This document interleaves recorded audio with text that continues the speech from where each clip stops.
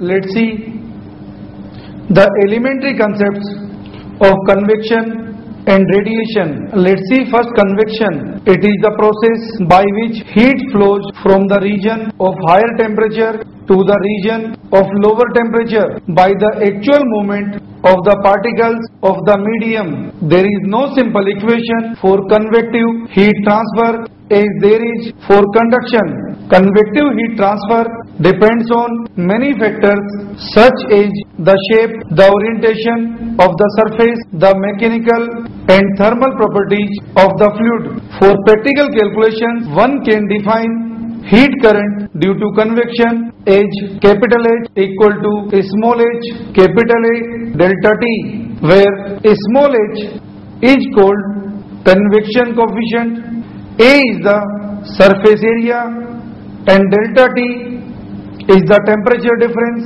between the surface and the main body of the fluid. Now let's see the experiment 1. As shown in figure, take a glass tube filled with water and put some charcoal powder in the tube and start heating it from one of its sides.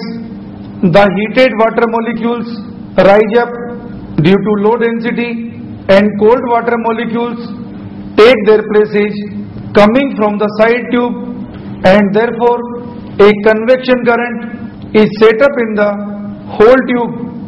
The direction of movement of water molecules is indicated by the movement of the charcoal particles.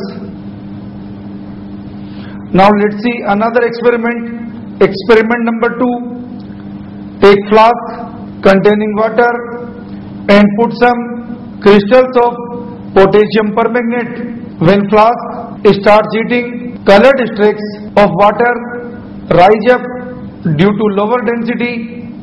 The denser cold water takes its place by moving downwards. Thus, convection current is set up in the water. Now let's understand the meaning of natural convection. If the material of the medium moves due to difference in density caused by difference in temperature, the process of heat transfer is called natural or free convection. Natural convection currents always move upward due to difference in density and gravity. Different types of winds in the atmosphere are originated due to natural convection. Now let's understand the meaning of forced convection. If the heated material is forced to move by a machine like a blower or a pump, the process of heat transfer is called forced convection. Heat convector, hair dryer, air conditioning are the examples of forced convection. Let's see some phenomenon based on convection. First, monsoon. In summer, the surface of the earth of the Indian subcontinent becomes hotter than the Indian Ocean.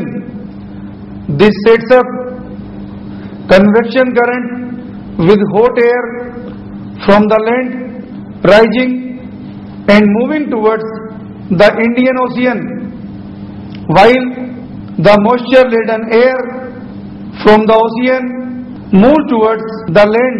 When obstructed by mountains, the moist air rushes upwards to great height and gets cooled. In this process, moisture condenses and causes rains in all over India. Second, trade winds. The surface of the earth gets heated more at the equator than at the poles. Warm air at the equator moves up and cold air from the poles moves towards the equator. In the northern hemisphere, it is coming from the north, and due to the rotation of the earth from west to east, the wind appears to come from northeast. In the southern hemisphere, the wind appears to be from southwest. These winds are called trade winds because they were used by traders for selling their vessels